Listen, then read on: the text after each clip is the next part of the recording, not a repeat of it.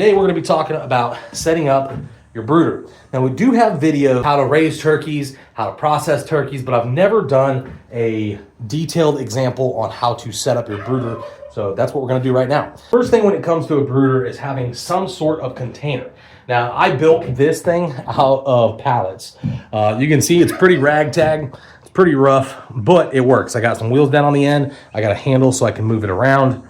You want to have some sort of container. You can even use containers like this up here. You'll see the ones at various big box stores. They're typically black with a yellow lid. You can use those as well. You just want something that your birds, and these are turkeys, so they're turkey poults, or your chicks, if you're raising chickens, can live in.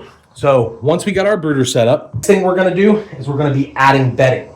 Now my brooder, just to show you, I have the hardware cloth on the bottom. Sometimes I don't even put bedding down when they get to a certain age because it's really just not necessary. But having that hardware cloth on the bottom allows the feces, the poop, the urine, the pee, all that to drop down below so that they're not sitting in it and playing in it. These are pine shavings. Now this is the flake. You can get the flake, you can get the fine, you can even get the ultra fine.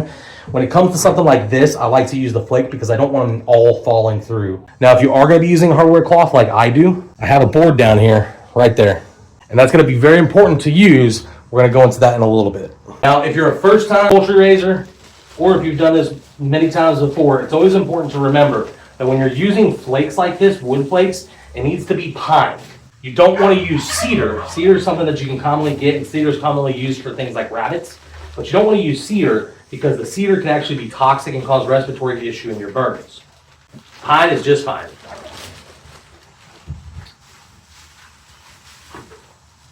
So you may be wondering, man, this guy's coop is really dirty. Why is he just throwing all the stuff on top of that dirt?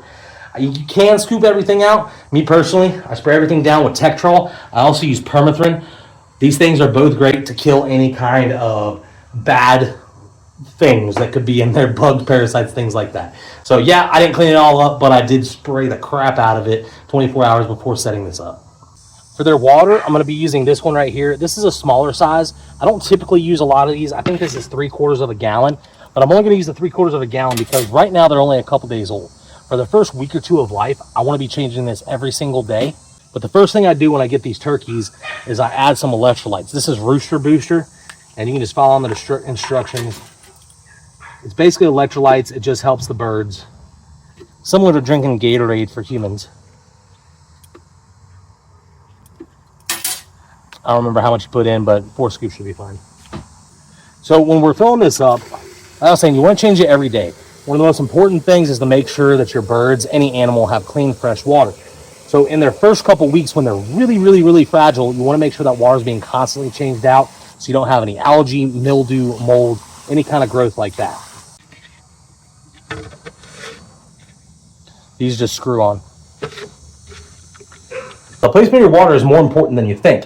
Remember, we have that piece of wood in there. I'm not going to be placing it on the wood because I do have the hardware cloth on the bottom. I'm going to be placing this. I'm going to move that out of the way. I'm going to set it on top here.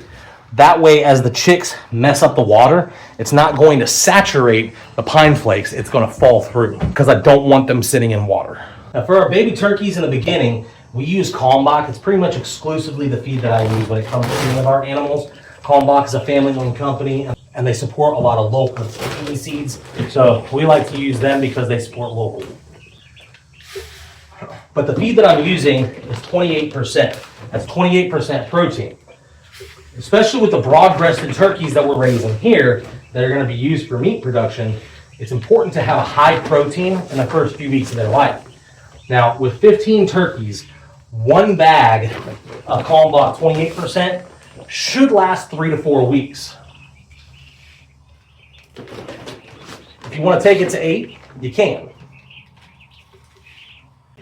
Now the feed, when I place the feed is going to go onto that wood that I showed y'all earlier. The reason this is important, again, this is if you're using something with a hardware cloth bottom like I have, where stuff can fall through. We want the water to fall through so that it doesn't get saturated and wet and gross. We don't want the feed to go through because the feed will be wasted. So by having that solid surface, when the feed does go out, when the birds are playing in it, it's not going to be wasted. They can still pick it up off of that piece of wood.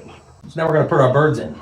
Something when it comes to turkeys, turkeys are actually very sweet animals. It's very easy to get attached to them.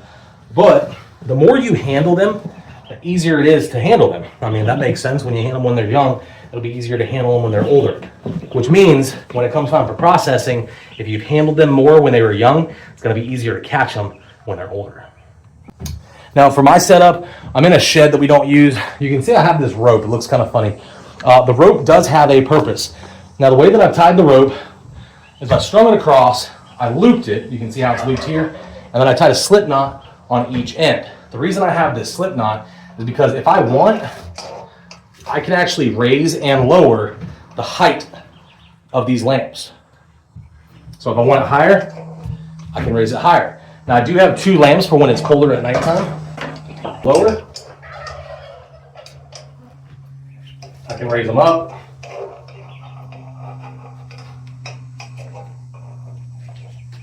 I can put them higher. They're out of the flakes where they're not going to cause a fire. Now, these get super, super hot. One thing that is important in your brooder area is you need to know what your temperature is. I'm not sure if you can see it on here, but in here we are right at about 90 degrees. So when it comes to turkey poults and chickens, they're pretty close when it comes to the temperatures that they need to be. A lot of people think, man, it's really hot outside. Right now here in Southern Louisiana, we're getting into 107 degree, heat index, 95, 97 degree temperatures. So a lot of people are worried about cooking, killing their birds. So what they do is they get an AC unit like the one behind me, which we will use later, a fan, something like that, and they'll blow it in the area to keep their chicks cool. Heat kills chickens, cold kills chicks. In this case, poults. So we want this room in 95 degrees right now. In their first week of life, they need a constant 95 degrees. Their second week, it goes down to 90. Their third week, it goes down to 85. Their fourth week, it goes down to about 80. Now that fourth week to the fifth week is all going to be about 80. That's what's different between poults, turkeys, and chickens. Chickens are going to go down 5 degrees every single week of their life until they hit 8 weeks when they're fully feathered. With turkeys, it takes a little bit longer. You're looking at about 10 weeks really to get to that temperature of that 70 degrees. So just make sure you're not putting them outside until they are a minimum of 8 weeks old, if not 10. That's if your temperatures are getting down in the 65, 70s. I'll go ahead and put on the screen a little list of what temperatures they need to be at so you can see it right here.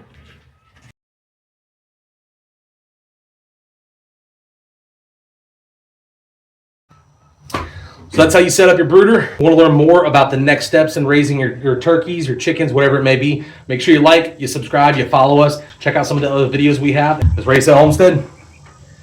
Enjoy Homestead.